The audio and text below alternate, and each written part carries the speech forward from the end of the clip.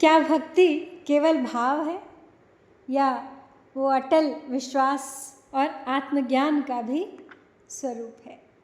ये सिद्ध किया पार्वती ने जब भगवान शिव ने उनकी तपस्या, उनके संकल्प और उनके ज्ञान की परीक्षा ली। पिछली बार हिमवान ने आग्रह किया था कि वो पार्वती को अपनी सेवा में रख ले, किंतु शिव ने अस्वीकार कर दिया था। अब उन्होंने जब परीक्षा ली तो माता पार्वती का प्रत्येक उत्तर उसने ये सिद्ध किया कि उनका शिव प्रेम केवल भावना नहीं बल्कि सत्य, ज्ञान और पूर्ण समर्पण पर आधारित है। और जब स्वयं महादेव प्रश्न करें तो उत्तर केवल शब्दों से नहीं, आत्मा से दिया जाता है। तो आज की कथा उसी दिव्य संवाद की कथा है। तो आज हम प्रवेश कर रहे हैं शिव महापुराण की रुद्र संहिता पार्वती खंड के 13 अध्याय में, जहाँ भगवान शिव और माता पार्वती के बीच एक अत्यंत गहन दार्शनिक संवाद होता है। तो आइए इस दिव्य संवाद का श्रवण करें, जिसमें भक्ति और ब्रह्म ज्ञान का अद्भुत संगम दिखाई देता है। भवान्युवाच किमुक्तं गिरिराजाय त्वया योगेनस्तपस्विना तदुत्तरं शृणु विभो मत्तो ज्ञानविशारद। तपः शक्त्यान्वितः शम्भो करोषि विपुलं तपः तव बुद्धिरियं जाता तपस्तप्तुं महात्मनः। सा शक्तिः प्रकृतिर्ज्ञेया सर्वेषामपि कर्मणां तया विरच्यते सर्वं पाल्यते च विनाश्यते। कस्त्वं का प्रकृतिः सूक्ष्मा भगवंस्तद्विमृश्यतां विना प्रकृत्या च कथं लिङ्गरूपी महेश्वरः। अर्चनीयो असि वन्द्यो असि ध्येयो असि प्राणिनां सदा प्रकृत्या च विचार्येति हृदा सर्वं तदुच्यता। जब भगवान शिव ने हिमवान का आग्रह अस्वीकार कर दिया कि वो पार्वती को अपनी सेवा में रखें, ये कहकर कि तपस्वियों को स्त्रियों का संग नहीं करना चाहिए, वो यानी स्त्री महाविषय का मूल होती है तथा ज्ञान वैराग्य का नाश करने वाली होती है। तो अब जब शिव की ये बात सुनी तो हिमवान तो विस्मय में पड़ गए और भवानी ने यानी पार्वती ने उनके इस विशद वचन का कुछ उत्तर दिया। तो वही उत्तर सुनते हैं। तो भवानी बोली, हे योगिन, आपने तपस्वी होकर भी मेरे पिता से क्या कह दिया? हे ज्ञान विशारद, इसका उत्तर आप मुझसे सुनिए। हे शंभो, आप तप की शक्ति से संपन्न होकर ही महातपस्या कर रहे हैं और उसी महाशक्ति की ही प्रेरणा से तपस्या करने के लिए आप महात्मा को ऐसी बुद्धि प्राप्त हुई है। सभी कर्मों को करने वाली उस शक्ति को ही प्रकृति जानना चाहिए। उसी के द्वारा सबकी सृष्टि, पालन और संहार होता है। अतः हे भगवान, आप कौन हैं और सूक्ष्म प्रकृति क्या है, इसका तो विचार करें। प्रकृति के बिना लिंग रूपी महेश्वर किस प्रकार रह सकते हैं? आप प्रकृति के ही कारण सदा प्राणियों के लिए अर्चनीय, वंदनीय और चिंतनीय हैं। इस बात को हृदय से विचार कर ही आपको ऐसा कहना चाहिए। ब्रह्मोवाच पार्वत्यास्तद्वचः श्रुत्वा महोतिकरणे रतः सोविहस्य प्रसन्नात्मा महेशो वाक्यमब्रवीत्। महेश्वरोवाच तपसा परमेणैव प्रकृतिं नाशयाम्यहं प्रकृत्या रहितः शम्भुरहं तिष्ठामि तत्त्वतः। तस्माच्च प्रकृतेः सद्भिर्न कार्यः संग्रहः क्वचित् स्थातव्यं निर्विकारैश्च लोकाचार विवर्जितैः। ब्रह्मोवाच इत्युक्ता शम्भुना तात लौकिकव्यवहारतः सुविहस्य हृदा काली जगाद मधुरम वचः। तो ब्रह्मा जी बोले, हे नारद, पार्वती जी के उस वचन को सुनकर महती लीला करने में रत रहने वाले प्रसन्न चित्त महेश्वर हंसकर कहने लगे। महेश्वर बोले, मैं उत्तम तपस्या द्वारा ही प्रकृति का नाश करता हूँ और वस्तुतः प्रकृति से रहित होकर ही शंभु के रूप में स्थित रहता हूँ। अतः सत्पुरुषों को कभी भी प्रकृति का संग्रह नहीं करना चाहिए और लोकाचार से दूर तथा विकार रहित रहना चाहिए। ब्रह्मा जी बोले नारद जी से कि हे तात, जब शंभु ने लौकिक व्यवहार के अनुसार ये बात कही तब काली मन ही मन हंसकर ये मधुर वचन कहने लगी। काल्युवाच यदुक्तं भवता योगिन् वचनं शंकर प्रभो सा च किं प्रकृतिर्न स्यादति तस्तां भवान् कथम् एतद्विचार्य वक्तव्यं तत्त्वतो हि यथा तथं प्रकृत्या सर्वमेतच्च बद्धमस्ति निरन्तरं तस्मात् त्वया न वक्तव्यं न कार्यं किंचिदेव हि वचनं रचनं सर्वं प्राकृतं विद्धि चेतसा यच्छृणोषि यदश्नासि यत्पश्यसि करोषि तत्सर्वं प्रकृतेः कार्यं मिथ्यावादो निरर्थकः प्रकृतेः परमश्चेत्त्वं किमर्थं तप्यसे तपः त्वया शम्भो अधुना यस्मिन् गिरौ हिमवती प्रभो प्रकृत्या गिलितो असि त्वं न जानासि निजं हर निजं जानासि चेदीश किमर्थं तप्यसे तपः। तो काली उत्तर में बोली फिर शंभु से कि हे योगिन, हे शंकर, हे प्रभो, आपने जो बात कही है क्या वह प्रकृति नहीं है? आप उससे परे कैसे हैं? इन सब का तात्विक दृष्टि से ठीक ठीक विचार करके ही आपको बोलना चाहिए। ये सब कुछ सदा प्रकृति से बंधा हुआ है, इसीलिए आपको न तो बोलना चाहिए और न कुछ करना ही चाहिए, क्योंकि कहना और करना सब प्रकृति का ही व्यवहार है। ऐसा अपनी बुद्धि से आपको समझना चाहिए। आप जो कुछ सुनते हैं, खाते हैं, देखते हैं और करते हैं वो सब प्रकृति का ही तो कार्य है। इसे मिथ्या कह देना निरर्थक है। हे प्रभो शंभो, यदि आप प्रकृति से परे अपने आप को समझते हैं तो इस समय इस हिमवान पर्वत पर आप तपस्या किस लिए कर रहे हैं? हे हर, प्रकृति ने आपको निगल लिया है, अतः आप अपने को नहीं जानते। हे ईश, यदि आप अपने को जानते हैं तो फिर किस लिए तप करते हैं? वाग्वादेन च किं कार्यं मम योगेस्त्वया सह प्रत्यक्षे ह्यनुमानस्य न प्रमाणं विदुर्बुधाः इन्द्रियाणां गोचरत्वं यावद्भवति देहिनां तावत् सर्वं विमन्तव्यं प्राकृतं ज्ञानिभिर्धिया किं बहुक्तेन योगीश शृणु मद्वचनं परं सा चाहं पुरुषोऽसि त्वं सत्यं सत्यं न संशयः मदनुग्रहतस्त्वं हि सगुणो रूपवान् मतः मां विना त्वं निरीहोऽसि न किञ्चित् कर्तुमर्हसि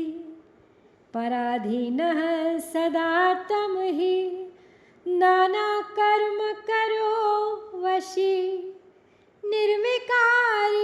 कथं त्वं हि न लिप्तश्च मया कथं प्रकृतेः परमोऽसि त्वं यदि सत्यं वचस्तव तर्हि त्वया न भेतव्यं समीपे मम शंकर। तो आगे कहती है पार्वती शंकर से कि मुझे आपके साथ वाद विवाद करने की क्या आवश्यकता है। विद्वान पुरुष प्रत्यक्ष प्रमाण उपलब्ध होने पर अनुमान प्रमाण को नहीं मानते। जो कुछ प्राणियों की इंद्रियों का विषय होता है वह सब ज्ञानी पुरुषों को बुद्धि से विचार कर प्राकृत ही मानना चाहिए। हे योगीश, बहुत कहने से क्या लाभ, मेरी उत्तम बात सुनिए। मैं वह प्रकृति हूँ और आप पुरुष हैं। यह सत्य है, इसमें संशय नहीं है। मेरे अनुग्रह से ही आप सगुण और साकार माने गए हैं। मेरे बिना आप निरीह हैं और कुछ भी करने में समर्थ नहीं हैं। आप जितेंद्रिय होने पर भी प्रकृति के अधीन हो नाना प्रकार के कर्म करते हैं। तब आप फिर निर्विकार कैसे हैं और मुझसे लिप्त कैसे नहीं हैं? हे शंकर, यदि आप प्रकृति से परे हैं और यदि आपका वचन सत्य है तो मेरे समीप रहने पर भी आपको डरना नहीं चाहिए। ब्रह्मोवाच इत्याकर्ण्यवचस्तस्याः सांख्यशास्त्रोदितं शिवः वेदान्तमतसंस्थो हि वाक्यमुचे शिवां प्रति। श्री शिव उवाच इत्येवं त्वं यदि ब्रूषे गिरिजे सांख्यधारिणी प्रत्यहं कुरु मे सेवां निषिद्धां सुभाषिणी।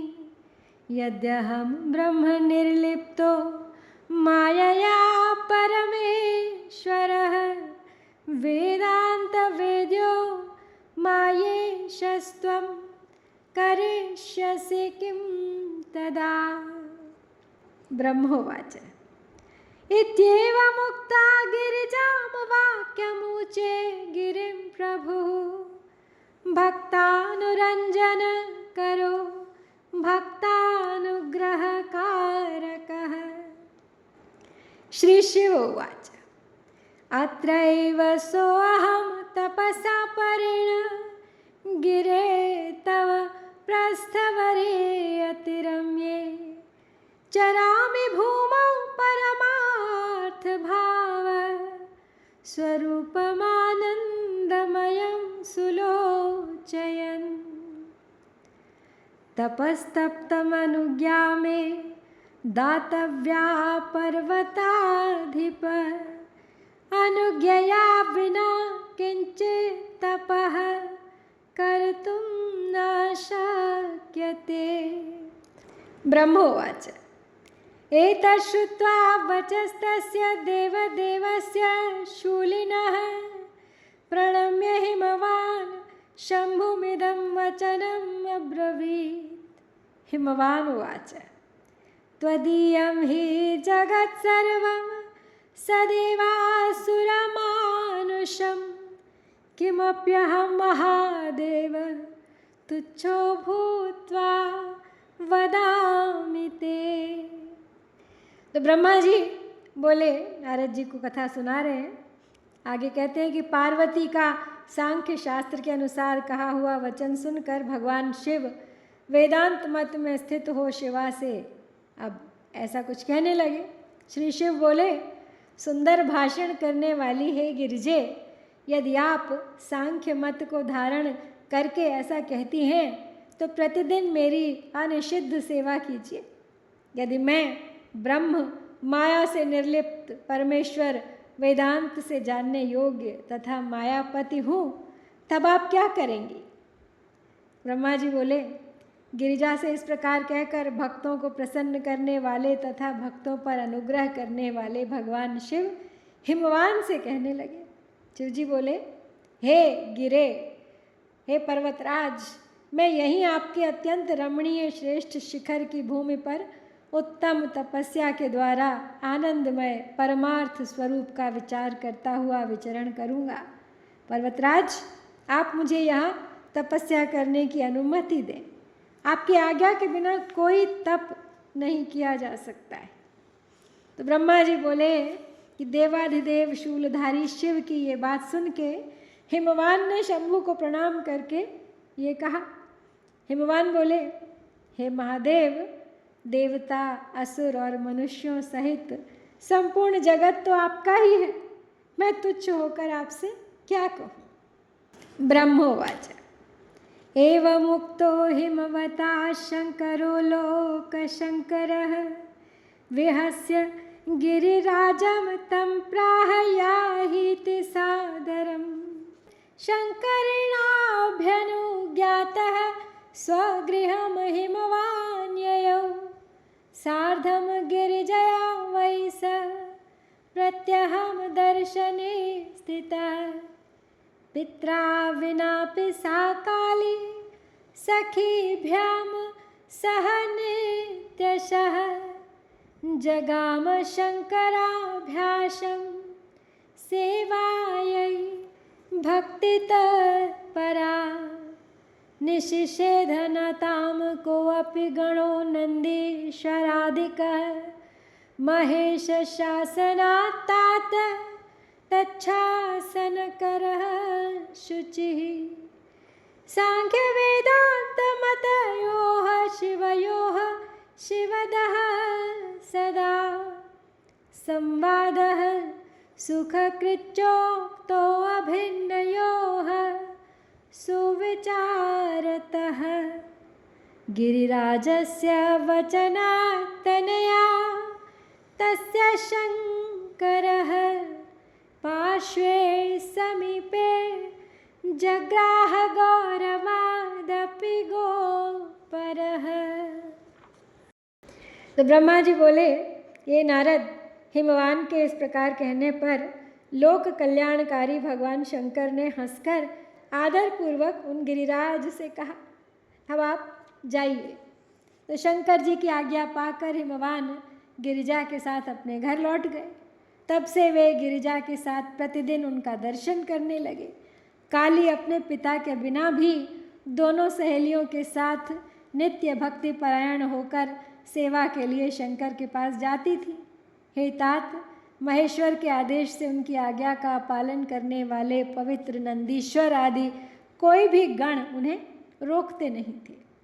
विशेष विचार करने पर परस्पर अभिन्न होते हुए भी सांख्य और वेदांत मत वाले शिवा तथा शिव का संवाद सभी के लिए सदा कल्याणदायक तथा सुखकर कहा गया है। इंद्रियातीत भगवान शंकर ने गिरिराज के कहने से उनका गौरव मानकर उनकी पुत्री को अपने पास रहकर सेवा करने के लिए फिर स्वीकार कर लिया था।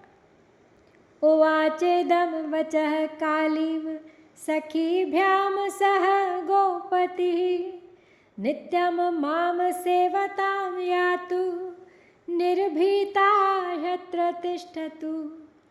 एवमुक्त्वा तु तां देवीं सेवायै जगृहे हरः निर्विकारो महायोगी नानालीलाकरः प्रभु। इदमेव महद्धैर्यं धीराणां सुतपस्विनां विघ्नवन्त्यपि सम्प्राप्य यद्विघ्नैर्न विहन्यते। ततः स्वपुरमायातो गिरिराट् परिचारकैः मुमोदातीव मनसि सप्रियः स मुनीश्वर। हरश्च ध्यानयोगेन परमात्मानमादरात् निर्विघ्नेन स मनसा त्वासि चिन्तयितुं स्थितः। कालीभ्यां सखीभ्यां सहिता प्रत्यहं चन्द्रशेखरं सेवमाना महादेवं गमनागमने स्थिता। प्रक्षाल्य चरणौ शम्भोः पपौ तच्चरणोदकं वहनि शौचेन वस्त्रेण चक्रे तद्गात्रमार्जनम्। तो भगवान शंकर ने सखियों सहित पार्वती से कहा कि तुम नित्य मेरी सेवा करो तथा चली जाओ, अथवा निर्भय होकर यहाँ रहो। इस प्रकार कहकर निर्विकार महायोगी तथा अनेक प्रकार की लीलाएं करने वाले भगवान शंकर ने अपनी सेवा के लिए उन देवी को रख लिया। धैर्य वाली तथा परम तपस्वियों का ये महान धैर्य ही है जो विघ्न कारक वस्तुओं को ग्रहण कर भी विघ्नों से विनष्ट नहीं होता।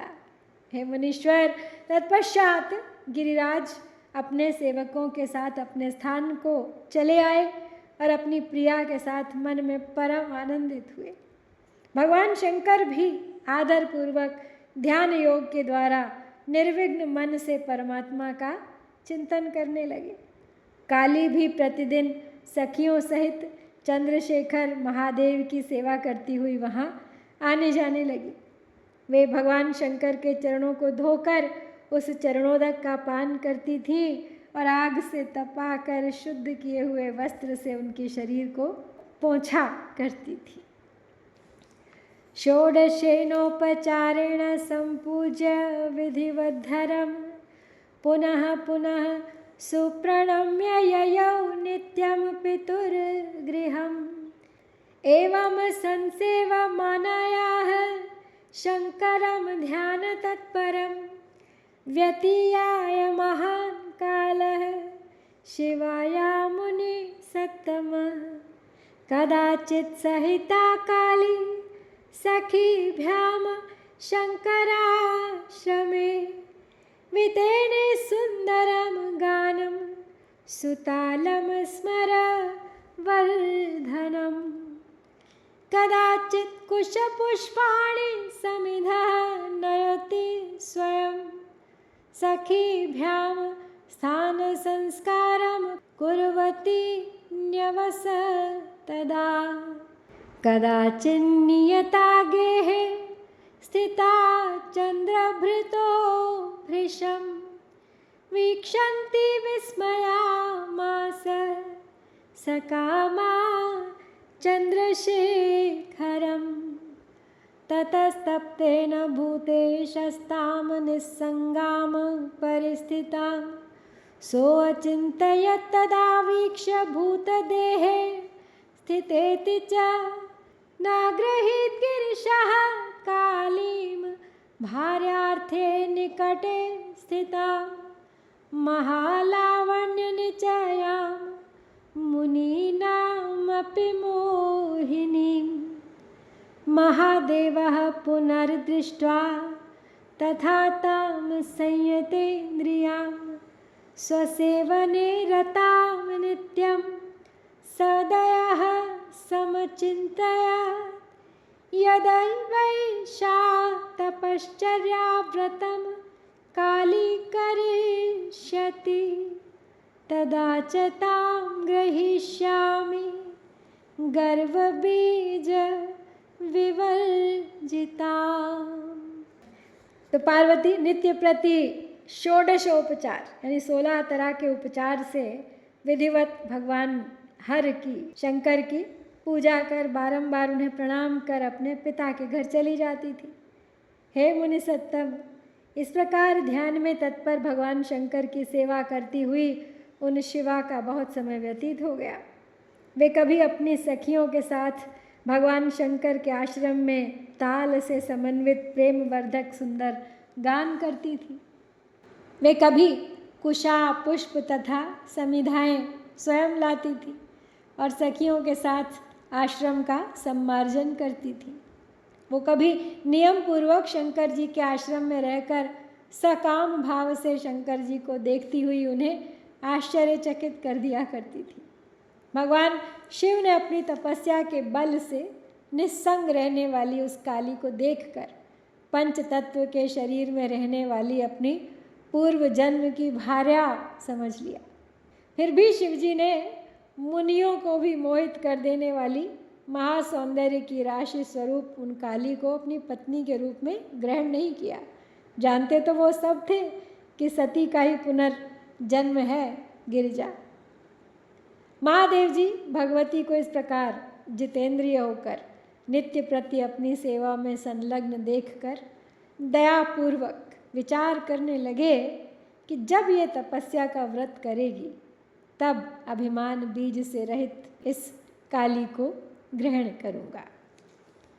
ब्रह्मोवाच एते संचिन्त्य भूतेषु द्रुतं ध्यानसमाश्रितः महायोगीश्वरो भूद्वै महालीलाकरः प्रभु ध्यानसक्तस्य तस्याथ शिवस्य परमात्मनः हृदि नासीन्मुने काचिदन्या चिन्तां व्यवस्थिता काली त्वनुदिनं शम्भों सद्भक्त्या समसेवत विचिन्तयन्ति सततं तस्य रूपं महात्मनः हरो ध्यानपरः कालीं नित्यं प्रेक्षत सुस्थितां विस्मृत्य पूर्वचिन्तां तां पश्यन्नपि न पश्यति। ब्रह्मा जी बोले नारद जी से कि इस प्रकार विचार करके बड़ी बड़ी लीलाएं करने वाले महायोगीश्वर भूतेश्वर भगवान शिव शीघ्र ही ध्यान में तत्पर हो गए। तो हे मुने, ध्यान में मग्न उन परमात्मा शंकर के मन में किसी अन्य चिंता का उदय नहीं हुआ और काली भी उन्हीं परमात्मा शंकर के स्वरूप का चिंतन करती हुई भक्तिपूर्वक निरंतर उनकी सेवा करने लगी। भगवान शिव ध्यान में स्थित हो पूर्व चिंताओं को भूलकर सुस्थित काली को देखा करते थे। वस्तुतः वे उन्हें देखते हुए भी नहीं देखते थे। एतस्मिन् अनन्तरे देवाः शक्राद्या मुनयश्चते ब्रह्माज्ञया स्मरं तत्र प्रेषयामासुरादरा तेन कारयितुं योगं काल्या रुद्रेण कामतः महावीरेण सुरेण तारकेण प्रपीडिताः गत्वा तत्र स्मरः सर्वमुपायं करो निजं चक्षुभेन हरः किञ्चित्तं च भस्मीचकारः पार्वत्यपि विगर्वाभून्मुने तस्य निदेशतः ततस्तपोमः कृत्वा शिवं प्राप पतिं सती बभूवतुस्तौ सुप्रीतौ पार्वती परमेश्वरौ चक्रतुर्देव कार्यं हि परोपकरणे रतौ। तो अब उन्हीं दिनों महापराक्रमी तारकासुर एक राक्षस था। उसे अत्यंत पीड़ित इंद्र आदि देवताओं तथा मुनियों ने उन रुद्र के साथ काली का काम भाव से योग कराने के लिए ब्रह्मा जी की आज्ञा से कामदेव को आदरपूर्वक वहाँ भेजा। देवताओं को ये पता था कि शिव और पार्वती के पुत्र द्वारा ही तारकासुर का वध संभव है, तो इसीलिए वो प्रयास करने लगे कि शिव शीघ्र ही उन्हें अपनी पत्नी के रूप में ग्रहण करें। तो कामदेव ने वहाँ जाकर अपना समस्त उपाय लगाया, परंतु शिव तो कुछ भी विक्षुब्ध नहीं हुए और उन्होंने उसे भस्म कर दिया। हे मुने, पार्वती का भी अभिमान नष्ट हो गया और तत्पश्चात नारद जी के उपदेशानुसार घोर तपस्या करके उन सती ने शिव को पति रूप में प्राप्त किया। तो इस प्रकार परमेश्वर एवं पार्वती परम प्रसन्न हो गए और परोपकार में परायण होकर देव कार्य को पूर्ण करने लगे। तो देखिए, सच्चे मन से भक्ति करके अंततः पार्वती ने शिव को पा ही लिया। सच्ची भक्ति वो है जो परीक्षा से नहीं डरती, बल्कि उससे और अधिक उज्जवल होकर निकलती है। अपनी अटूट निष्ठा से महादेव को प्रसन्न कर ही लिया पार्वती ने, और अब प्रतीक्षा है देवताओं को कि पार्वती और महादेव का पुत्र करे तारकासुर का वध। इसी दिव्य यात्रा को आगे बढ़ाएंगे अगले अध्याय में भी। यहाँ पे हम श्री शिव महापुराण के अंतर्गत द्वितीय रुद्र संहिता के तृतीय पार्वती खंड में पार्वती और परमेश्वर का दिव्य संवाद वर्णन नाम का ये 13वां अध्याय पूर्ण करते हैं। ओम श्री सांब शिवाय नमः। जय भारत।